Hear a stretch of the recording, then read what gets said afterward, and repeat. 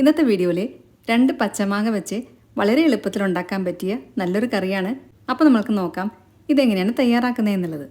അതിനായിട്ട് ഇതേപോലെ 2 പച്ചമാങ്ങ ഞാൻ എടുത്തിട്ടുണ്ട്. ഇത് നമുക്ക് അരച്ചെടുക്കാനുള്ളതാണ്. ഇനി മിക്സിയുടെ മീഡിയം ജാർ എടുത്ത് അതിനകത്തേക്ക് നമ്മൾ നേരത്തെ അരിഞ്ഞു വെച്ച മാങ്ങ ഇട്ട് കൊടുക്കാം. അതിൻ്റെ കൂടെ തന്നെ 1/2 കപ്പ് തേങ്ങ ചിരവിയതും കൂടി ഇട്ട് കൊടുക്കുന്നുണ്ട്. പിന്നെ വേണ്ടത് 1/2 ടീസ്പൂൺ ജീരകം, 3-4 പച്ചമുളക്.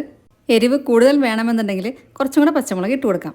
കൂടെ തന്നെ 1/2 ടീസ്പൂൺ ഉപ്പും കൂടി ഇട്ട് കൊടുക്കുന്നുണ്ട്. ഇനി കുറച്ച് വെള്ളം കൂടി ഒഴിച്ചിട്ട് ഇത് നല്ല പേസ്റ്റായിട്ട് അരച്ചെടുക്കാം. വെള്ളം കൂടുതൽ വേണമെന്നുണ്ടെങ്കിൽ അരയ്ക്കുന്ന സമയത്ത് കുറച്ചും കൂടെ ഒഴിച്ചു കൊടുക്കാം. ഇപ്പോൾ ഇതാ ഞാനിതിവിടെ നല്ല പേസ്റ്റായിട്ട് അരച്ച് വന്നിട്ടുണ്ട്. ഇനി ഇത് സൈഡിലോട്ട് മാറ്റി വയ്ക്കാം. ഇനി നമ്മളുടെ കറി ഉണ്ടാക്കാനായിട്ട് ഇതേപോലെ ഒരു മൺചട്ടി ഞാൻ എടുത്തിട്ടുണ്ട്. അതിനകത്തേക്ക് 1.5 ടേബിൾ സ്പൂൺ വെളിച്ചെണ്ണയാണ് ഒഴിച്ചു കൊടുക്കുന്നത്. എണ്ണയൊന്ന് ചൂടായിട്ട് വരുമ്പോൾ 1/2 ടീസ്പൂൺ കടുക് ഇട്ട് കൊടുക്കാം. കടുകെല്ലാം നന്നായി പൊട്ടി വന്നതിന് ശേഷം നമ്മൾ നേരത്തെ ചതച്ച് വെച്ച 1/2 കപ്പ് ചെറിയ ഉള്ളിയും 1 ടേബിൾ സ്പൂൺ ഇഞ്ചിയും കൂടി ഇട്ട് കൊടുത്തിട്ടുണ്ട്. എല്ലാം കൂടെ ചെറുതായിട്ടൊന്ന് വഴറ്റിയതിന് ശേഷം നമ്മൾ അരിഞ്ഞു വെച്ച പച്ചമുളകും കൂടി ഇട്ട് കൊടുക്കാം. വീണ്ടും വഴറ്റി കൊടുക്കുക. പെട്ടെന്ന് വഴന്ന് കിട്ടാൻ വേണ്ടിയിട്ട് കുറച്ച് ഉപ്പും കൂടി ഇട്ട് കൊടുക്കാം.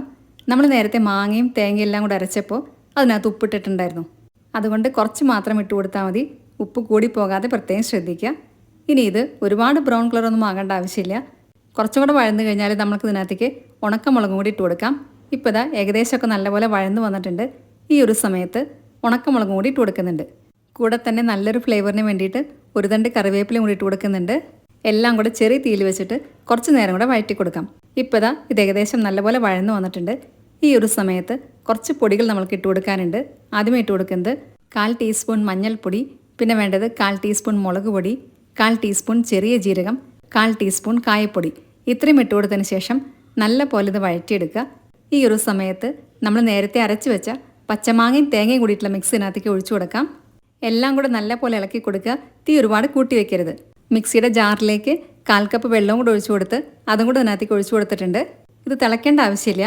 അതിനു മുന്നേ തന്നെ നമുക്ക് മിക്സിയിൽ നേരത്തെ എടുത്തു വെച്ച തൈരും കൂടെ ഒന്ന് അടിച്ചെടുക്കാം. അതും കൂടെ അടിച്ചെടുത്തതിന് ശേഷം ഇതിനകത്തേക്ക് ഒഴിച്ചു കൊടുക്കാം. എല്ലാം കൂടെ നല്ല പോലെ ഒന്ന് ചൂടാക്കി എടുത്താൽ മാത്രം മതി. തിളപ്പിക്കരുത്.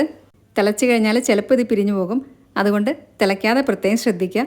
നല്ല പോലെ ഇളക്കി കൊടുത്താൽ മാത്രം മതി. നന്നായി ചൂടായി കഴിഞ്ഞാൽ നമുക്ക് ഫ്ലെയിം ഓഫ് ചെയ്യാം. നല്ല ടേസ്റ്റി ആയിട്ടുള്ള മാങ്ങാക്കറി തയ്യാറായി കഴിഞ്ഞു. അപ്പോൾ എല്ലാവർക്കും ഇന്നത്തെ വീഡിയോ ഇഷ്ടമായെന്ന് വിചാരിക്കുന്നു. വീഡിയോ ഇഷ്ടമായിട്ടുണ്ടെങ്കിൽ നിങ്ങളുടെ ഫ്രണ്ട്സിനും റിലേറ്റീവ്സിനൊക്കെ ഷെയർ ചെയ്യാൻ മറക്കരുത്. സബ്സ്ക്രൈബ് കൂടെ ചെയ്യുക.